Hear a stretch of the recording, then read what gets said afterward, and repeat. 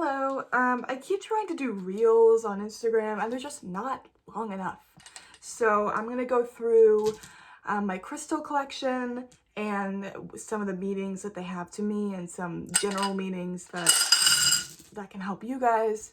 So first we have quartz. There's a bunch of different kinds of quartz. I personally collect quartz is different from calcite though. I have to remember that. I personally collect a lot of clear quartz and rose quartz. There's also like blue rose quartz, lavender rose quartz. There's strawberry quartz, fire quartz. Stuff I just don't collect that much. It's not really a collection, but stuff that I have. Yeah, let me grab. These are yes. Oh, let me see. I do have like a lot of small pieces as well, so these are hard to all get in one thing, one group. So this is all of my clear quartz, all of my rose quartz. You can see that a lot of them look the same, but you can see the subtle pink and the clear. I find clear quartz to be like the universal stone for anything. It can clear. Oh yeah, it can clear energies. You can use it for cleansing. You can use it for charging. You can use it to replace any crystal and any spell or amulet. I find that it's perfect. It's perfect. It's like that universal stone. And then of course rose quartz is for love and for attracting love and for friendship and for self-love.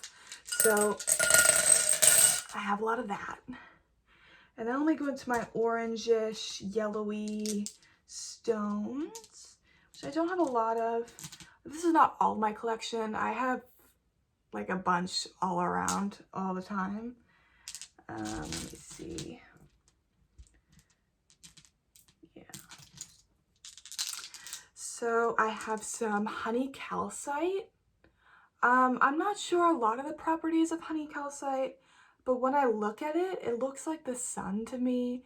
And the sun represents for me prosperity and happiness and joy and success.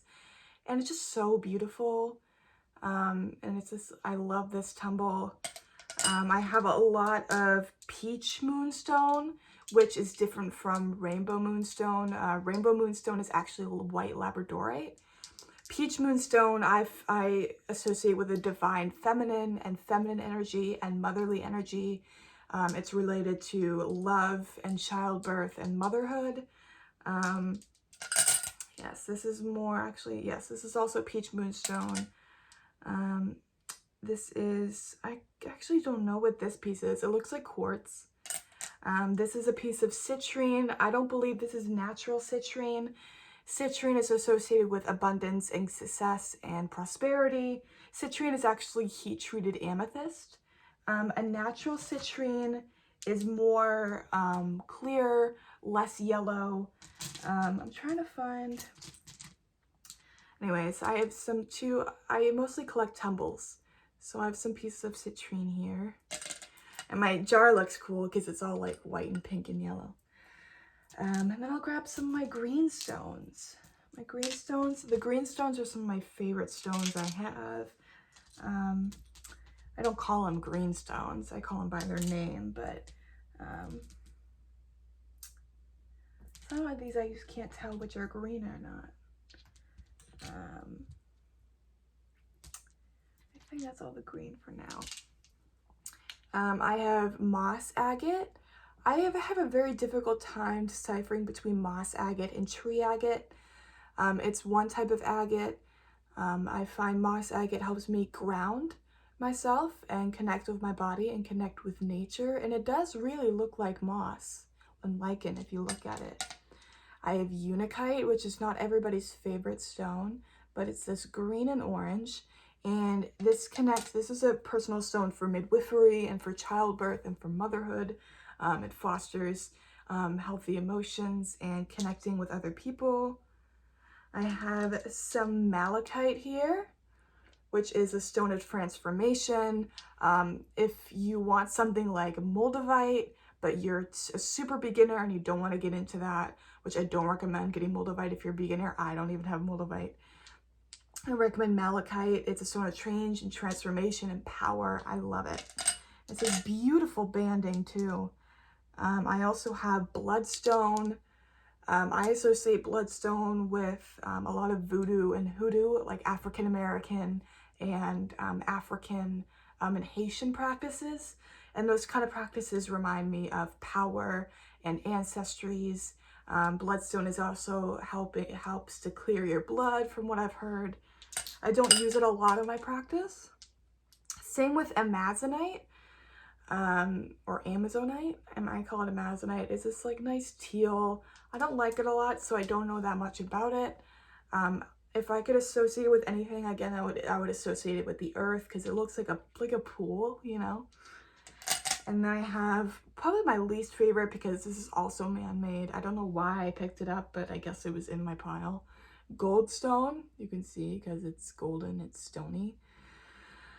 It's man-made. It's one of my least favorite stones. I associate it with prosperity, success, money, because it's gold and shiny. Let me get some of my blue stones.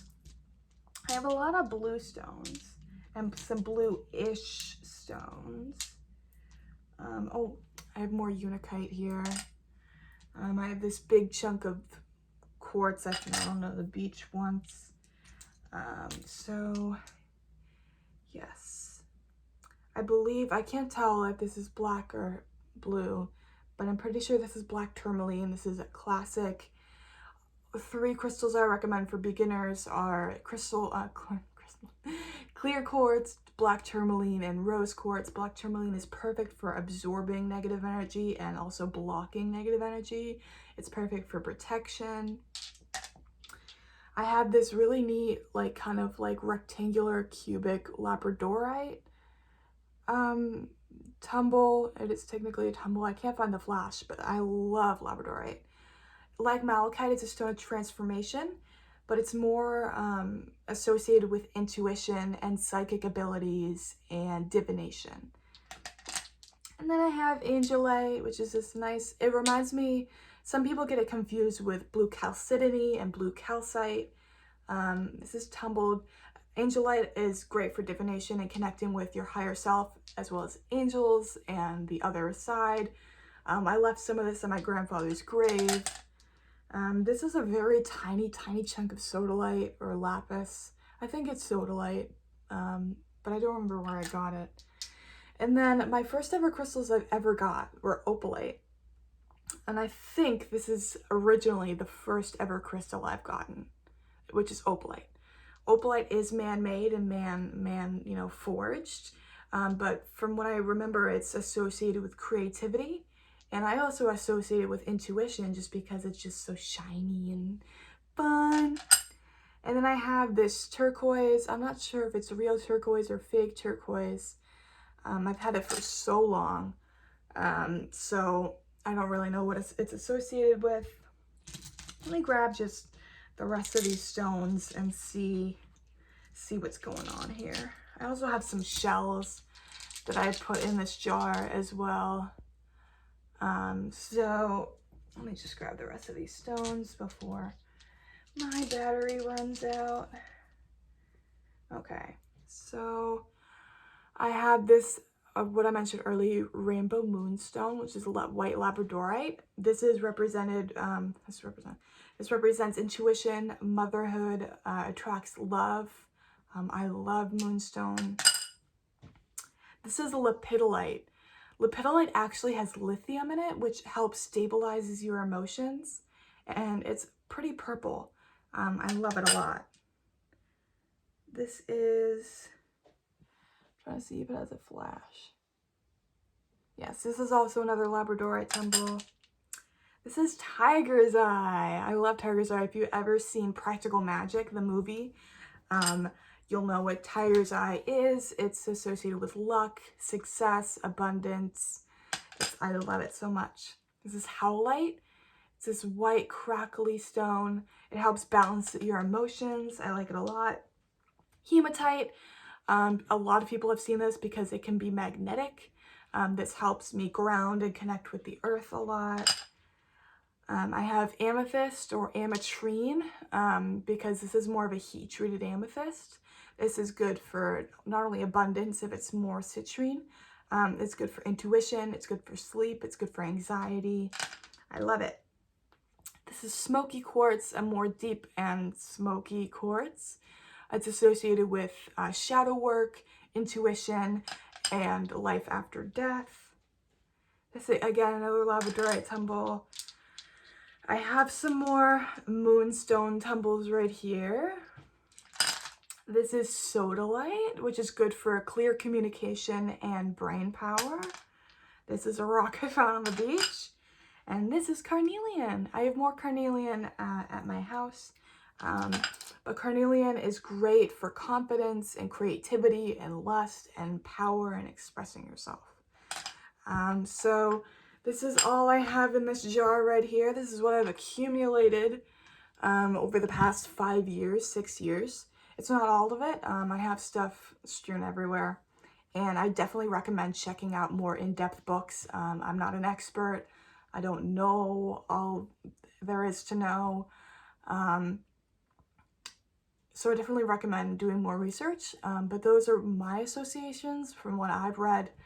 And yeah, I hope you liked it. I think I'll upload this to YouTube because I can't do this on Reels. So I'll see you there. And Pete the Pineapple says goodbye. Have a good rest of your day.